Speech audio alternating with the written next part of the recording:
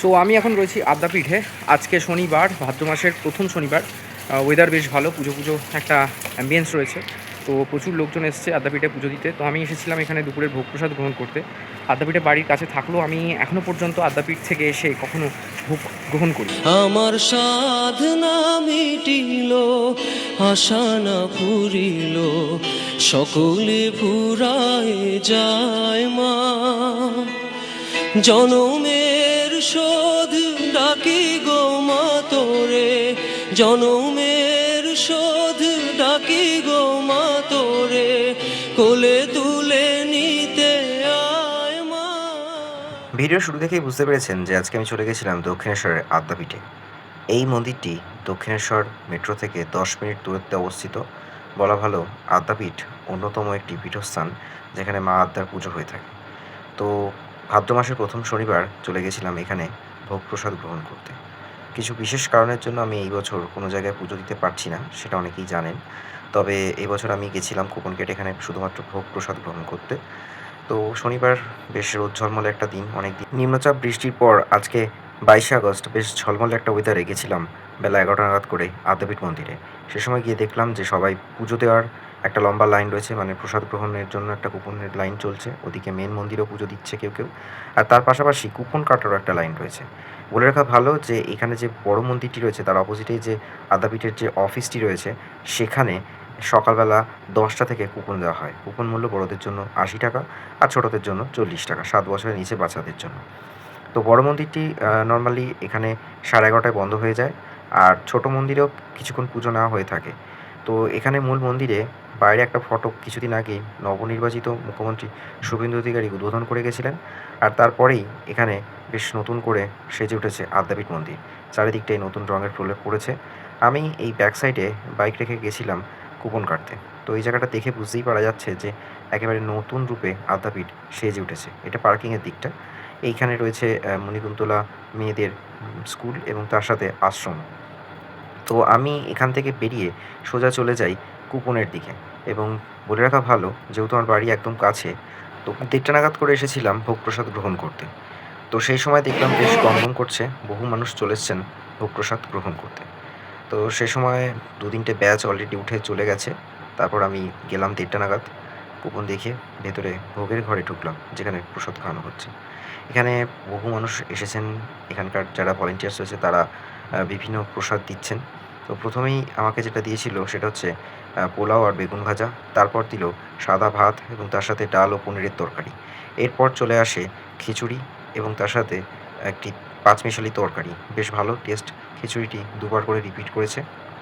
তারপর দেয় পায়েস এবং চাটনি। তো ৮০ টাকায় পেট ভরা খাবার। খাবারের টেস্টও বেশ ভালো।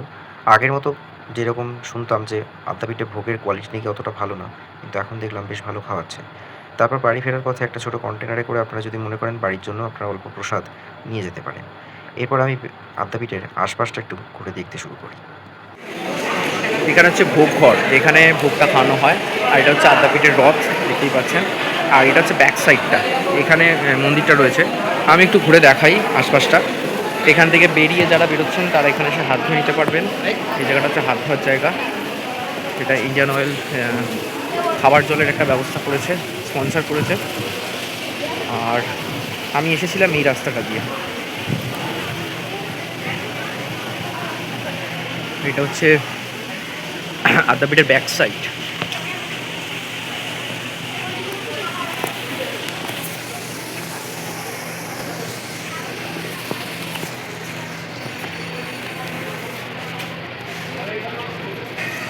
এই দিকটা হচ্ছে পার্কিং এরিয়া।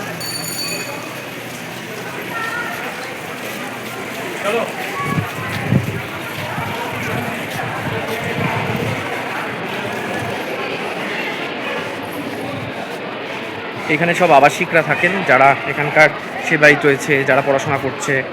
প্রচুর, মানে আদ্যাপীঠের জায়গা তো প্রচুর।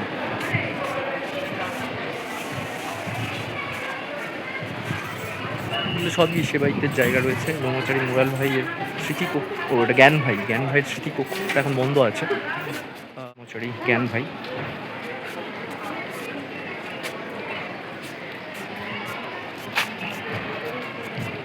উনি 100 বছরে দেহত্যাগ করেছিলেন, 100 বছরের বেশি সময়। আর এটা হচ্ছে নতুন একটা গেস্ট হাউস হয়েছে, যেটা আগের সিএম যিনি ছিলেন তিনি উদ্বোধন করে গেছিলেন, মমতা ব্যানার্জি। এটা নতুন বানানো 2023 সালে। বেশ ভালো, এটা এসি অ্যাকোমোডেশন রয়েছে, ফেসিলিটিস অনেক কিছু পাবেন এখানে। এখানে আরও একটা, এটা পুরোটা এতটাই বেশ বড় গেস্ট হাউসটা বানিয়েছে, দেখতেই পাচ্ছেন পুরোটা। এখানে হাত ধোয়ার ব্যবস্থা এখানেও রয়েছে, এখানে একটা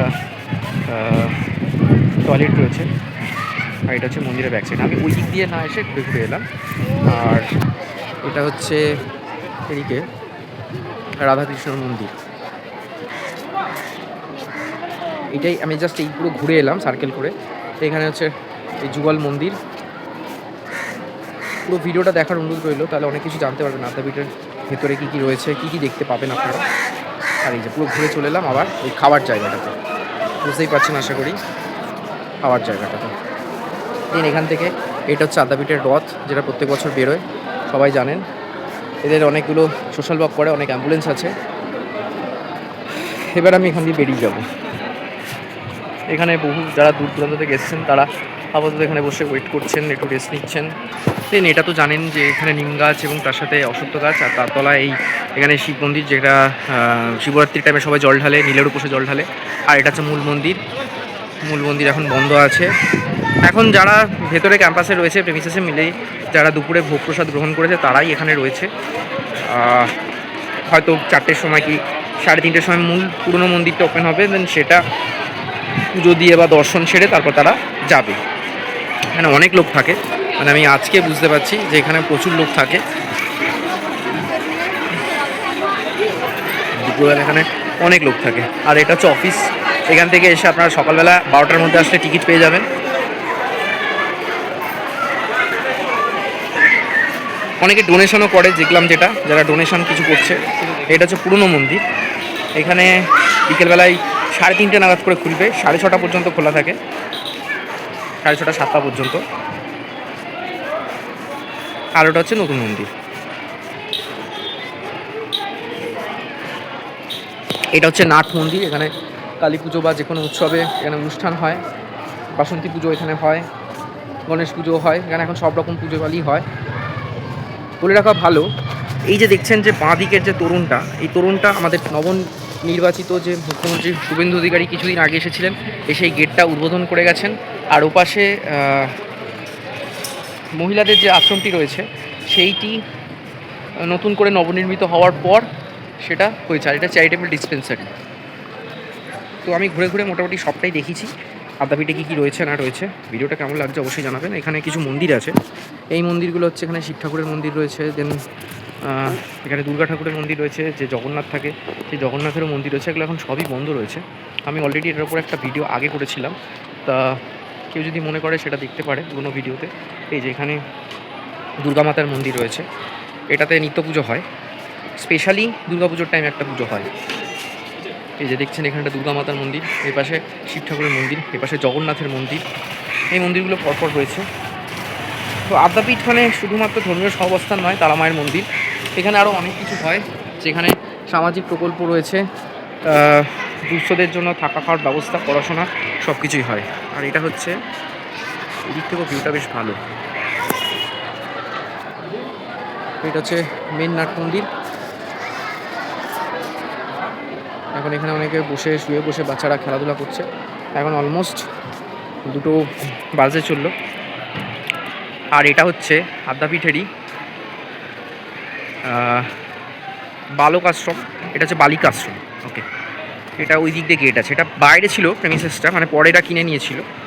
আর সেই ওয়ালটা রয়েছে, আলাদা করে একটা ওয়াল রয়েছে। এখানে বালিকা আশ্রম রয়েছে এবং Manikuntala school. Actually Manikuntala school government অনুমোদিত, এবং সেখানে যারা দরিদ্ররা তারা ওই স্কুলে পড়াশোনা করে আর এখানে থাকে। পেছন দিকে বিএড কলেজও রয়েছে, অনেকটা জায়গা জুড়ে রয়েছে আদ্যাপীঠ। এখন বাড়ছে ক্রমশ, আশপাশে বাড়ি, ফাঁকা জমি এগুলো কিনে নিচ্ছে। প্রথমবার আমি এসেছি। এবছর আমার কিছু রেস্ট্রিকশান রয়েছে, তাই পুজো দিইনি। তবে আমাকে বলা হয়েছিল যে কোনো মন্দির থেকে টোকেন কেটে তুমি পুজোর প্রসাদটা গ্রহণ করো, সেই জন্যই আরও আসা। তো মোটামুটি ভোগ ভালোই খেয়েছি। পুরো ভিডিওটা দেখার অনুরোধ রইল। কতটা কি হচ্ছে, ভোগের কুপন মূল্য 80 টাকা। সকালবেলা এসে কুপন কেটে গেছিলাম, দেন এখন এই 1:30টার সময় এসে ভোগ প্রসাদ গ্রহণ করলাম। শনিবার দিন আর রবিবার দিন প্রচুর লোক আসে, তাই মোটামুটি কেউ যদি মনে করে সকালবেলা এসে কুপনটা কেটে আপনারা 2:30-3টে অবধি আসলেও প্রসাদ পাবেন। অন্য দিন কিন্তু আপনাদের 1টা থেকে 1:30টার মধ্যেই আসতে হবে, নইলে আর পাবেন না। তো এই আদ্যাপীঠ নিয়ে একটা টোটাল ব্লগ আমি করেছি আজকের এই ভিডিওটাতে, অনেক কিছুই দেখতে পাবেন।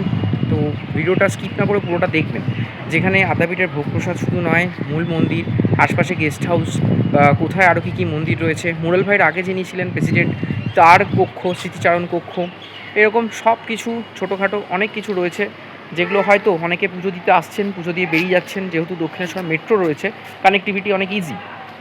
বাট একটা যারা দূর থেকে আসছেন, আমি আবারও বলছি, যারা দূর থেকে আসছেন মানে আদ্যাপীঠটা এক্সপ্লোর করতে বেশ সময় লাগবে এবং অনেক কিছু দেখার আছে, অনেক কিছু জানার আছে।